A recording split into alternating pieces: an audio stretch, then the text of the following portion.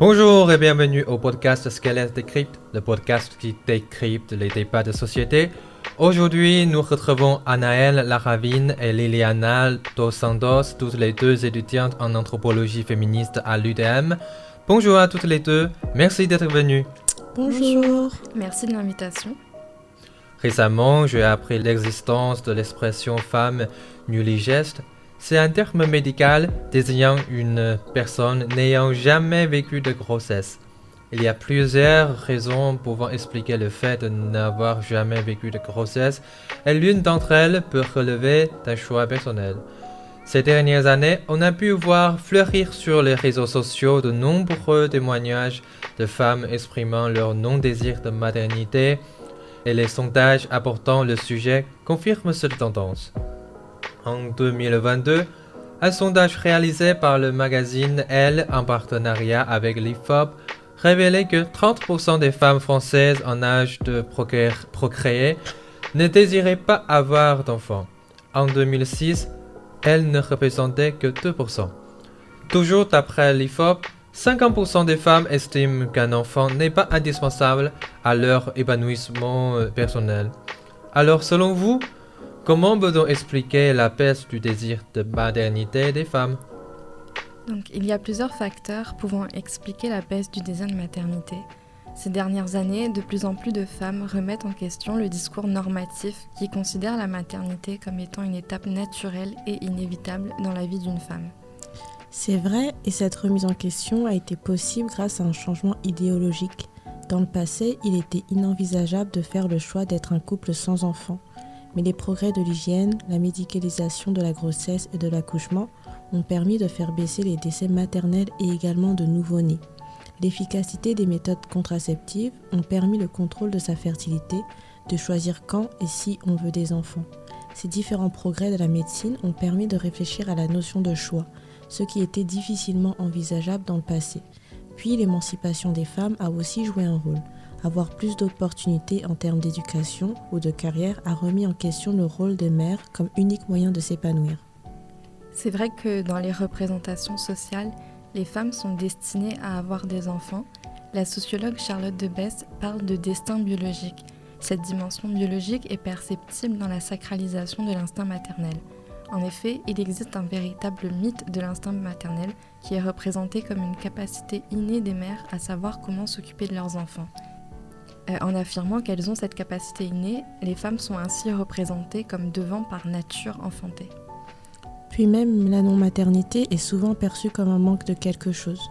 Je sais que j'ai souvent entendu des remarques faites aux femmes qui ne voulaient pas d'enfants, du genre « tu sais pas ce que tu rates, t'as pas connu le bonheur avant d'être mère », comme si c'était le seul moyen d'atteindre un épanouissement personnel.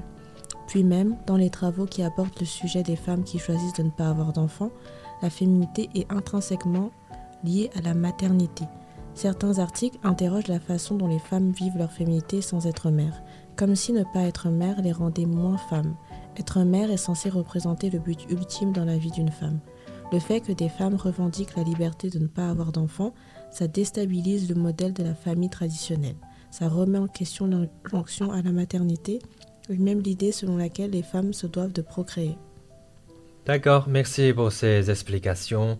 On peut voir à quel point il existe une pression sur les épaules des femmes quant à l'injonction à la maternité.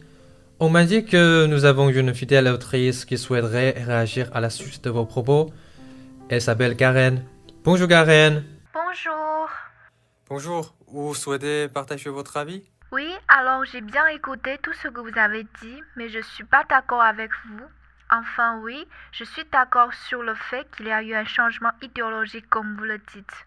Mais c'est juste que les femmes d'aujourd'hui sont devenues égoïstes. Avant, avoir une famille, c'était primordial. C'était la plus belle chose au monde. On n'avait pas le privilège de se poser la question de si on en voulait ou pas. Maintenant, on prône l'individualisme. On veut vivre sa vie sans penser à l'avenir. Ces femmes-là, elles ne pensent à ce qu'elles vont laisser sur terre, ni à leur héritage. Je trouve ça surprenant parce que ce sont les féministes qui parlent de matrimoine. Donc, est-ce que c'est très féministe de ne pas avoir d'enfants ? Je me pose la question. Je vois que c'est un sujet qui vous tient beaucoup à cœur. Merci Karen pour votre partage. Et Liana, comprenez-vous les différentes remarques de Karen?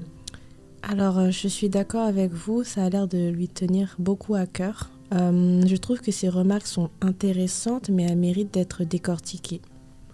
Mais je me permets de vous devancer, mais est-ce que vous pourriez expliquer à nos auditrices ce que signifie matrimoine? Alors oui, bien sûr. Le terme matrimoine, ça signifie l'ensemble des biens et des droits hérités de la mère. C'est un terme qui a été utilisé depuis le Moyen Âge, mais il a été éclipsé par le terme de patrimoine. Dans les années 2000, ce terme il a été réinvesti par des féministes qui souhaitaient revendiquer la contribution culturelle des femmes à l'histoire et comment leurs réalisations ont été effacées ou appropriées par des hommes. Est-ce que vous considérez que le fait que des femmes n'aient pas d'enfants est une atteinte au matrimoine? Alors, c'est une question intéressante, mais je ne pense pas que ce soit forcément lié. Et d'ailleurs, je me permets de rebondir vis-à-vis des remarques de Karen. Le fait que des femmes ne souhaitent pas avoir d'enfants, ça n'a pas forcément de lien avec une revendication féministe. Ça peut être juste par choix personnel. Et concernant le terme matrimoine, et si c'est une atteinte au matrimoine d'ailleurs, je tiens à rappeler que la reconnaissance et la transmission des réalisations des femmes, elles ne s'arrêteront pas du fait que des femmes décident de ne pas avoir d'enfants. En soi, tout le monde peut participer à la valorisation de l'héritage des femmes. Puis je pense que nous pouvons questionner cette vision de la maternité comme relevant nécessairement de l'héritage. Durant son intervention, Karen a évoqué l'argument de l'égoïsme et ça fait partie des arguments qui reviennent souvent. Pourtant, on a pu le voir, les femmes subissent l'injonction à la maternité. Celles qui font le choix de ne pas avoir d'enfants ont souvent bien réfléchi. Certaines n'ont aussi jamais ressenti ce désir. Devenir parent, ça représente un bouleversement de beaucoup de choses. Ça affecte notre vie, notre mode de vie, nos habitudes, ça peut impacter notre santé mentale. Il faut s'organiser en tenant compte de cet enfant. Puis même la maternité impacte la vie professionnelle. Les rôles genrés sont toujours très binaires. Avoir un enfant quand on est une femme signifie souvent avoir une charge mentale plus élevée. Dans les couples hétérosexuels, 70% des tâches domestiques et parentales sont assumées par les femmes. Donc la charge mentale, le soin et tout ce qui est en lien avec les enfants continue bien trop souvent d'être de la responsabilité de la femme. Avoir un enfant dans un couple hétérosexuel peut signifier une difficulté à devoir lier les deux. Puis on attend des femmes à l'arrivée d'un bébé qu'elles soient celles qui sacrifient leur carrière professionnelle. Aussi, on peut le souligner, le facteur économique entre également en jeu. Avoir un enfant, ça coûte cher. Selon le ministère des Solidarités et de la Santé, un enfant coûterait en moyenne 9 000 € par an en France et selon l'INSEE, l'arrivée d'un enfant dans un foyer représente une augmentation moyenne de 20% du budget du ménage. C'est vrai que la répartition inégale du travail domestique représente un enjeu important.